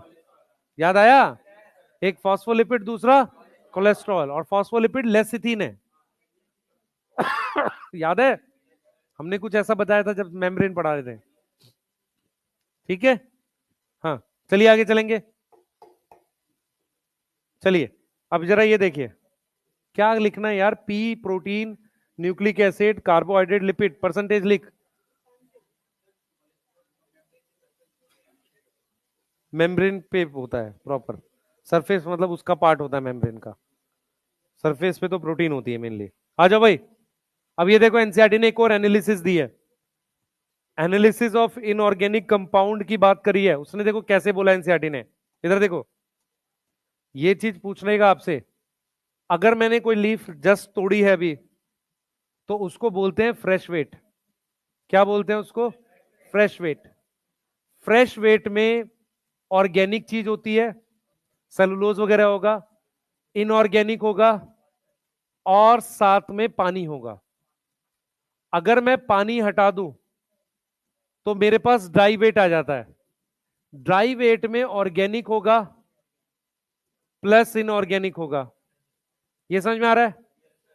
अब मैंने इसका कंबशन कर दिया। अब जब कंबशन कर दिया तो ऑर्गेनिक जल के H2O CO2 बना देगा, तो ये चीज क्या बन जाएगी, इनऑर्गेनिक बन जाएगी। अब इसको कहते हैं ऐश वेट। इसको क्या बोलते हैं, ऐश वेट। अब सुने ध्यान से बेटा, अरे सुन लिया करो पहले। हमारे पास क्या होता है, सुने सब लोग, जो फॉरेस्ट में आग वगैरह लगती है, फॉरेस्ट फायर जिसे कहते हैं, वो खराब चीज नहीं है, क्योंकि वो चीजों की रिसाइकलिंग करती है। मैं जो बात बोल रहा हूँ पहले ध्यान से सुनना। एक्चुअल में क्या होता है, अरे सुना करो चुपचाप। फॉरेस्ट फायर या किसी भी तरीके का जो ये प्रोसेस होता है, ये क्या करता है कि जो ट्री ने कार्बन को 200 साल 400 साल ब्लॉक किया है, उस कार्बन को CO2 की फॉर्म में हमने फ्री कर दिया। नेचर में साइकिल घूमनी चाहिए, इस वजह से फॉरेस्ट फायर या किसी भी तरह की नेचुरल चीजें ये ठीक होती हैं। प्रॉब्लम कहां पर है कि फार्मर जो अपने खेतों में आग लगाता है, उससे उसकी सॉइल के वो ऑर्गेनिज्म मर जाते हैं। अगर वो ऑर्गेनिज्म ना मरे, तो आग लगाने से वो मिनरल वापसी ऐश की फॉर्म में जमीन में चले जाएंगे। वो नुकसान नहीं है। जैसे क्या है कि कहीं और चीजों को कंबसन किया, उसकी राख डालना, ठीक है, खेत में बेनिफिशियल है, क्योंकि वो कहीं ना कहीं मिनरल्स ऐड करता है। सही है, क्या ऐड करता है, मिनरल्स ऐड करता है। नुकसान कहां पर होता है कि एक तो उसका धुआं, ठीक है, वो पोल्यूशन कर रहा है।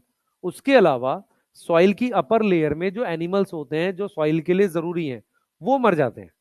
तो इसलिए उस आग को गलत मानते हैं। नहीं तो अगर आप ध्यान से देखेंगे, ऐश जो है वो एक्चुअल में इनऑर्गेनिक चीज है, और सॉइल में इनऑर्गेनिक चीज ही होती है जो प्लांट ले पाता है। प्लांट कभी भी ऑर्गेनिक चीज नहीं ले पाता, तो वो गलत नहीं है। मेरी बात समझ में आ रहा है, वो वैसे गलत नहीं है। लेकिन जैसे कई इसका आप देखोगे, कुछ वीडियोस आपको मिलेंगी रील में, जो सपोर्ट करते हैं कि भाई आग लगाने से बेनिफिशियल होता है, सॉइल की फर्टिलिटी इंक्रीज होती है, वो उस कॉन्सेप्ट वाइज ठीक है।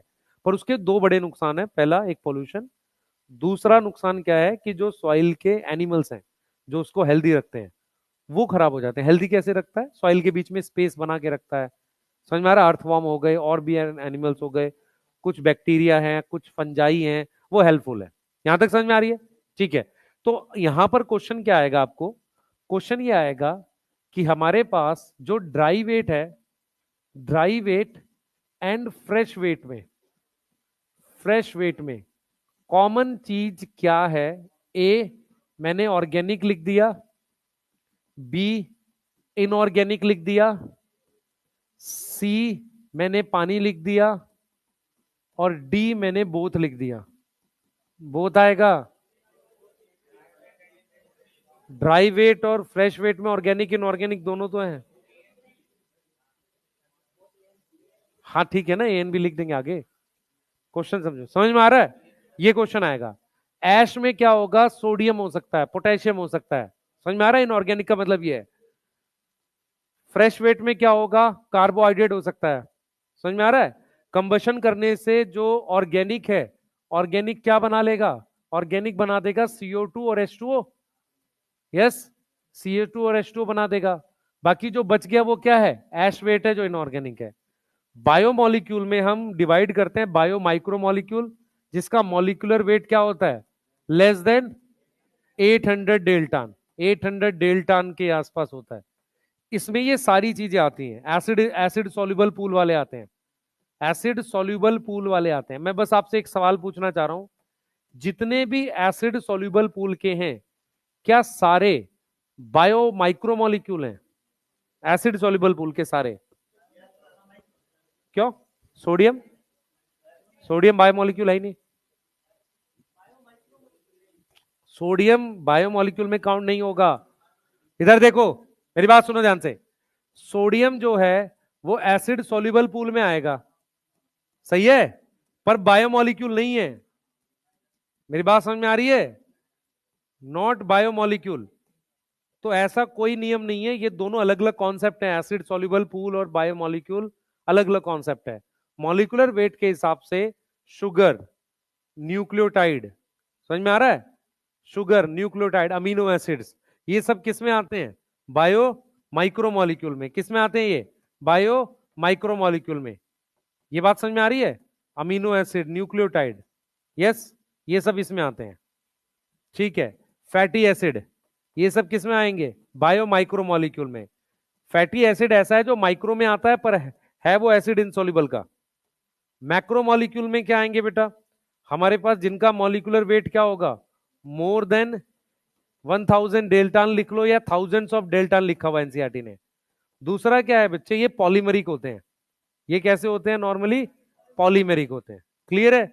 सही है। और जनरली किस में आते हैं, जनरली आते हैं एसिड इनसॉल्युबल में, generally come in acid insoluble pool. इसीलिए एनसीईआरटी ने कैसे पढ़ा है इस टॉपिक को, अगर आपने एनसीईआरटी ध्यान से देखोगे, एनसीईआरटी ने वो जो तीसरा पेज है जिसपे डायग्राम बने हुए हैं सबके, उसने क्या किया है, पहले बायो माइक्रोमोलिक्यूल पढ़ाया, फिर उसके बाद उसने स्टार्ट किया मैक्रोमोलिक्यूल पढ़ाना। मतलब पहले उसने अमीनो एसिड, फैटी एसिड सब पढ़ा दिया, फिर उसके बाद उसने प्रोटीन पढ़ाया है, पॉलीसेक्राइड। ऐसा नहीं करा उसने कि ग्लूकोज पढ़ा के पॉलीसेक्राइड पढ़ा दिया हो।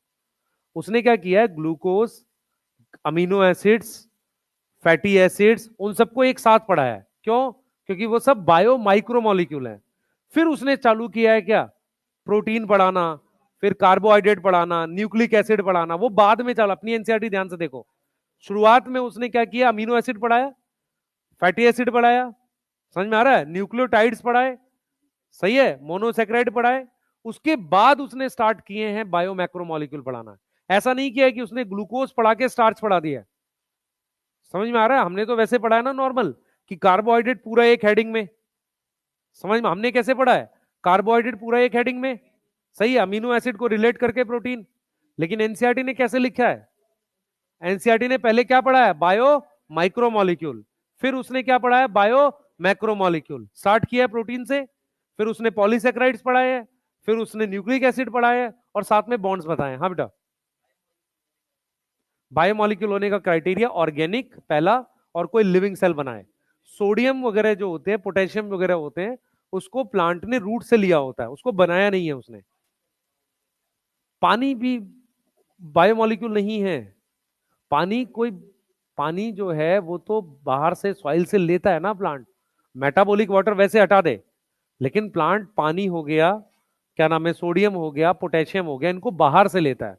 तो जिनको प्लांट बाहर से लेता है, खुद नहीं बनाता, या कोई लिविंग सेल खुद, जैसे सोडियम लिविंग सेल नहीं बना सकता, पोटेशियम नहीं बना सकता, Cl- नहीं बना सकता, वो बायोमोलिक्यूल्स नहीं है। समझ में आ रहा है? वो बायोमोलिक्यूल्स नहीं है।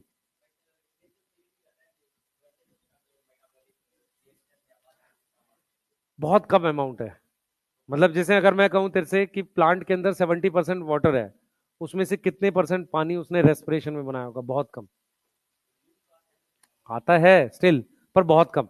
तो हम ये मान के चलते हैं कि पानी जो है, जो सेल के अंदर प्रेजेंट है, वो कभी ना कभी उस ऑर्गेनिज्म ने बाहर से लिया है। उसका 70% पानी का बहुत बड़ा पार्ट उसमें हर एक सेल में बाहर से आता है। बाहर से का मतलब मैं बताता हूँ, फूड चेन।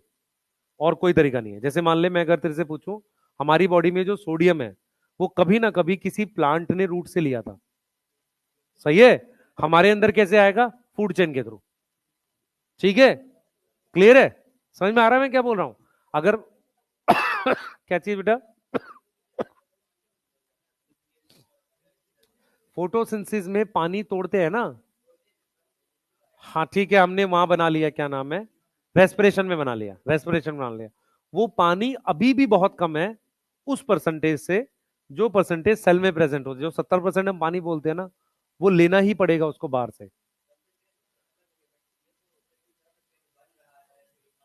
पर मेरी बात नहीं समझ रहा है तो मैं क्या बोल रहा हूं? मैं तेरे को ये कह रहा हूं, कोई भी चीज बनने का मतलब होना चाहिए कि जो अमाउंट प्रेजेंट है उसके कंपैरिजन में कितना परसेंटेज है, नहीं तो उसको काउंट ही नहीं कर पाते।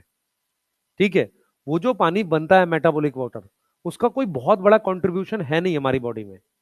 मतलब ऐसा नहीं कि अगर मैं मान लो, अगर अगर ऐसा होता तो हम पानी पे डिपेंड ही नहीं होते। हम पानी का बाहर से इनटेक होता ही नहीं है। अगर हम ध्यान से देखें, ब्लड में जितना पानी है, कितना टोटल ब्लड 5 लीटर है, उसका बहुत बड़ा अमाउंट क्या है? पानी है ना। प्लाज्मा कितना होता है? 55 होता है, 45 होता है? 55। 55 का 92% के आसपास पानी है। सही है। तो उतना बड़ा पानी बेटा मेटाबॉलिक वाटर से पूरा ही नहीं होगा। अगर ऐसा हो जाता तो कितना बढ़िया रहता। हम पानी पे निर्भर नहीं होते बिल्कुल भी। ठीक है, आगे आओ। इसको लिखो भाई, ये लिख लिया सबने? Primary secondary metabolite last topic है, लिखते हैं उसको। जल्दी करेंगे, जल्दी फास्ट।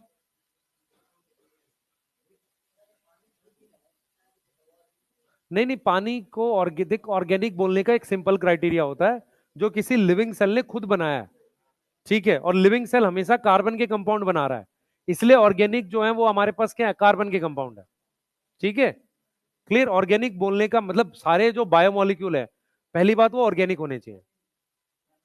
ठीक है, क्योंकि उसमें कार्बन की चेन होगी। ठीक है। पानी बनता जरूर है, पर पानी का एक मेजर चंक हम कहां से लेते हैं? बाहर से। बिना उसके चलेगा ही नहीं। ठीक है, क्लियर? क्योंकि पानी जो है ना, सिर्फ बॉडी में एज अ यूज नहीं हो रहा है, वो वेस्ट रिमूवल के लिए बहुत इंपॉर्टेंट है। नहीं? हाँ। तो अगर कोई चीज वेस्ट रिमूव कर रही है तो उसको एक्सेस अमाउंट में चाहिए हमें, नहीं तो काम नहीं चलेगा। चलिए भाई, लिख लिए?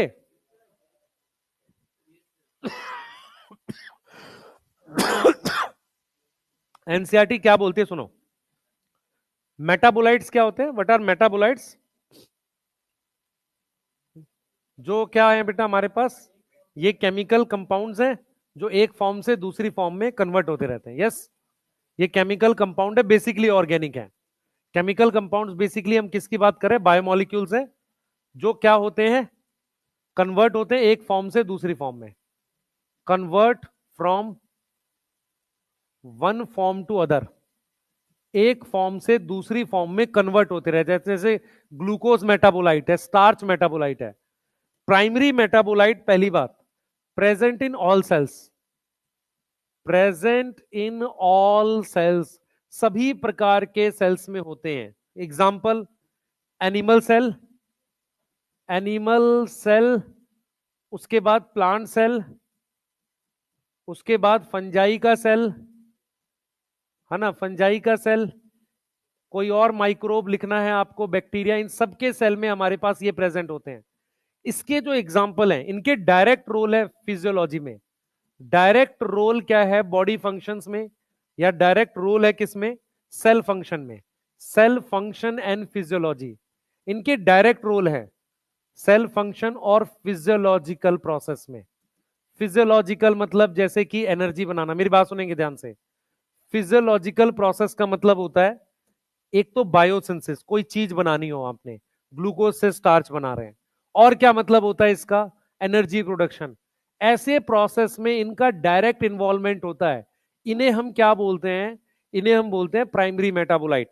आपकी एनसीईआरटी ने कहा कि जो पेज नंबर थर्ड पेज दे रखा है, वहां पर जितने भी हैं वो सब हमारे पास प्राइमरी मेटाबोलाइट है। जितने भी दे रखे हैं वो सब हमारे पास क्या है, प्राइमरी मेटाबोलाइट हैं। तो ये चीज वो कह रहा है, वो कह रहा है कि जितने भी उस पेज पर डायग्राम बना हुआ है, डायग्राम कहां बना हुआ है, याद है एक पेज पे डायग्राम बना हुआ है, वो सारे प्राइमरी मेटाबोलाइट हैं। क्लियर है, वो सारे क्या है, प्राइमरी मेटाबोलाइट है। अब सेकेंडरी मेटाबोलाइट क्या होते हैं, एक बार ध्यान से समझेंगे। सेकेंडरी मेटाबोलाइट जो होते हैं, इनका ये कहां मिलते हैं, मेनली मेनली प्लांट सेल बनाता है इनको, मेनली प्लांट सेल बनाता है। प्लांट सेल के अलावा फंजाई बनाता है और बैक्टीरिया बनाता है। इसका मतलब हम ये मान के चल रहे हैं एनिमल नहीं बनाता। रीजन भी है इसका, कोई स्पेसिफिक बताता हूं क्या। एक्चुअल में क्या होता है कि जो फूड चेन में बाद में आएगा वो उल्टी सीधी चीजें नहीं बनाता, क्योंकि वो ज्यादा दूसरे पे निर्भर है। फॉर एग्जाम्पल एक और चीज को ऐसे समझते हैं, जब आप घर पे रहते हो तो आपने घर पे बहुत सारा सामान रखा होता है, चाहे काम का है चाहे नहीं है। जब आप ट्रेवल करते हो तो बहुत कम सामान लेके मूव करते हो, जो बहुत जरूरी है। सेम क्या है कि एक्चुअल में क्या है कि एनिमल्स फूड चेन में बाद में आते हैं। जब वो फूड चेन में बाद में आते हैं तो किसी भी ऐसी चीज का प्रोडक्शन नहीं करते जो उनके काम की नहीं है, क्योंकि ऑलरेडी वो किसी दूसरे पर निर्भर हैं। मेरी बात समझ पा रहे हो, मैं ट्रैवल का एग्जांपल इसलिए ले रहा हूं क्योंकि वो मतलब मिनिमम चीजें लेके मूव करोगे। ऐसे ही एनिमल्स जो है फूड चेन में बाद में आ रहे हैं, तो वो कोई भी ऐसी चीज की प्रोडक्शन नहीं करेंगे जो उनके काम की नहीं है। हाँ बेटा,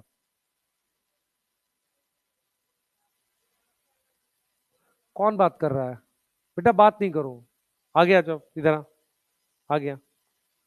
बेटा आपस में बात करोगे, मैं पढ़ाऊंगा कैसे, नहीं कर, गलत बात है ना। ठीक है, यहाँ बैठ बच्चे, इधर हो जाओ, हो जाएगा यहाँ पे एडजस्ट, हो जाएगा, बैग हटा लो। ठीक है, अरे सुनो बस, झगड़ा नहीं करना, इधर सुनेंगे। अरे सुन लिया करो मेरी बात, मैं क्या पढ़ा रहा हूं सुनो। इस वाले टॉपिक में सेकेंडरी मेनली क्या है, प्लांट सेल है, फंजाई और बैक्टीरिया, ये बनाते हैं। इनके रोल नॉन आइडेंटिफिएबल होते हैं। मतलब क्या हुआ, रोल हमें पता नहीं है, नॉन आइडेंटिफिएबल है, मतलब कोई प्रॉपर रोल नहीं है। ऐसा नहीं कि रोल नहीं पता, कोई प्रॉपर रोल नहीं है। और ये किस में इन्वॉल्व नहीं है, not involve in normal normal physiological function. ये वाली बात समझ में आ रही है, नॉर्मल फिजियोलॉजिकल फंक्शन में इन्वॉल्व नहीं है। ये वाली बात समझ में आ रही है, नहीं आ रही, क्लियर है।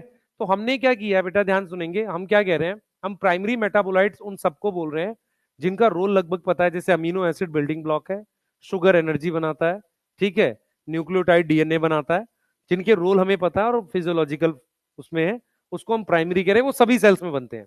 सेकेंडरी मेटाबोलाइट प्लांट सेल बनाता है, फंजाई बनाता है और क्या बनाता है, बैक्टीरिया। इनके रोल नहीं पता। इनकी क्या होती है, कुछ इकोनॉमिक इंपॉर्टेंस है ह्यूमन के लिए, कुछ इकोनॉमिक इंपॉर्टेंस है, मतलब हमारे काम के हैं ये। अब हमारे काम के लिए रबड़ प्लांट क्यों बनाएगा, तो इसका मतलब उसके काम का नहीं है। एंड सम इकोलॉजिकल इंपॉर्टेंस है। इकोलॉजिकल का मतलब होता है कि हो सकता है किसी डिजीज से फाइट कर रहे हो सकता है किसी तरह की अडेप्टेशन में मदद कर रहे हो। जब हम इकोलॉजिकल इंपॉर्टेंस की बात कर रहे हैं तो किसी प्रकार की अडेप्टेशन में हेल्प कर रहे होंगे, ये सेकेंडरी मेटाबोलाइट होते हैं। इनका जो एग्जाम्पल होता है, इनका जो एग्जाम्पल होता है उसमें आपके पास पूरी टेबल दे रखी है। जैसे मान लो इसने लिखे कुछ पिगमेंट्स, अब ये पिगमेंट्स की जो बात है, ये क्लोरोफिल की बात नहीं कर रहे हम, अदर पिगमेंट्स की बात कर रहे हैं, ठीक है। उसके अलावा एनसीईआरटी लिखती है पॉलीमरिक सब्सटेंस, जैसे कि रबड़। पॉलीमरिक सब्सटेंस में हमारे पास क्या है, रबड़। दूसरा, एक बड़ी स्ट्रेंज बात है कि इसमें सेलुलोज भी एनसीईआरटी ने लिखा हुआ है। एक्चुअल में क्या होता है, cellulose is not living material. हमने अगर पढ़ा था, याद करो, सेल वॉल डेड होती है, सेल वॉल क्या है, डेड है। तो हम ये मानते हैं कि cellulose is a type of deposition, मतलब एक तरह का डिपोजिशन है जो सेल वॉल में लगाया गया है। तो सेलुलोज को भी सेकेंडरी मेटाबोलाइट में लिखा हुआ है इसने, एनसीईआरटी ने।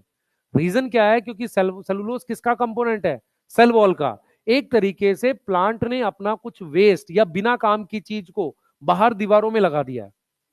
मेरी बात समझ में आ रही है, तो उस तरीके का कंपाउंड है। तो ये वाली जो टेबल है आपकी, ये आपने करनी है भाई, एनी हाउ। क्योंकि क्या हुआ था, ये कनकवलिन ए आया था भाई, ये आया था कॉनकेवलिन ए। तो कॉनकेवलिन ए क्या है, लैक्टिन्स है। एक्चुअल में ये क्या होता है, लैक्टिन्स जो होते हैं बच्चे आपके, इनमें होते हैं, ये जो जो ग्रेन्स खाते हो ना, अनाज, इनमें होते हैं लैक्टिन्स, ठीक है। इनका एक रोल है, एक प्रॉपर स्टडी है कि कौन सा अनाज नुकसान करता है नहीं करता, उसके लिए कुछ रिसेप्टर्स होते हैं इंटेस्टाइन में, उसकी एक प्रॉपर स्टडी है। तो आप सिर्फ याद करो, लैक्टिन्स आर ग्रुप ऑफ कंपाउंड, जैसे कार्बोहाइड्रेट होता है ना, ऐसे लैक्टिन्स क्या है, ग्रुप ऑफ कंपाउंड है। उसका एग्जाम्पल ये है, अब जैसे ये करक्यूमिन है, करक्यूमिन हल्दी में मिलता है मुझे, ठीक है। विनब्लास्टिन ये ड्रग है, ठीक है। अब ये कैस्टर में मिलने वाला पॉइजन है, राइसिन, कैस्टर में मिलता है, ठीक है।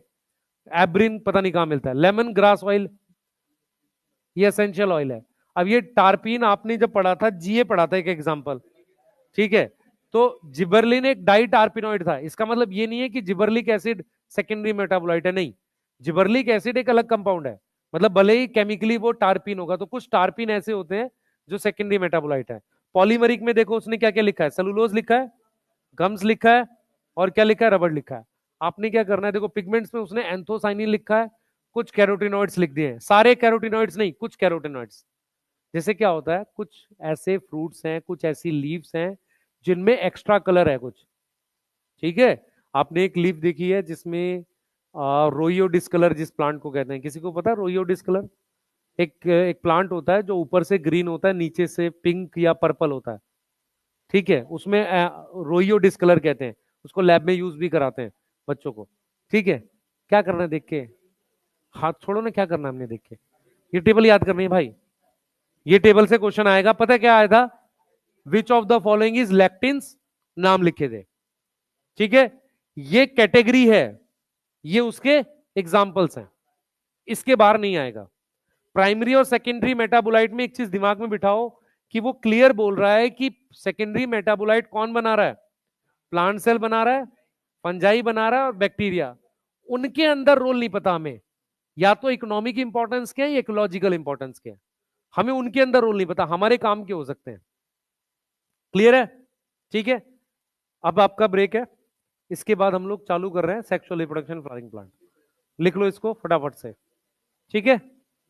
क्लियर, भाई भाग नहीं जाना कोई, कभी कोई मुझे नीचे मिल जाए।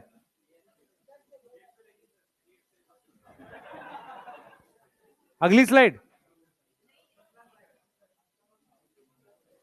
कौन सी पिछली स्लाइड, ये लिख तो लिया तुमने, जल्दी करो इसको। बेटा सेक्सुअल रिप्रोडक्शन फ्लावरिंग प्लांट के लिए अगर आप ध्यान से देखें, एक क्लास आज हो गई, 3 दिन में 2-2 घंटे की क्लास है, मैक्सिमम चैप्टर कंप्लीट हो जाएगा। ट्राई करेंगे, अगर पॉसिबल हुआ तो संडे भी एक्स्ट्रा रख लेंगे, ठीक है।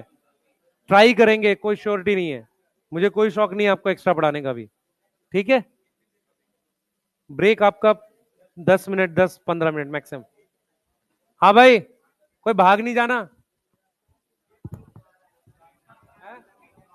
एल्कोलॉइड केमिकल होता है, जैसे मतलब एल्कोलॉइड क्या है, ग्रुप ऑफ केमिकल्स होते हैं, है ना, इनको हम एल्कोलॉइड बोलते हैं, हम और ठीक है।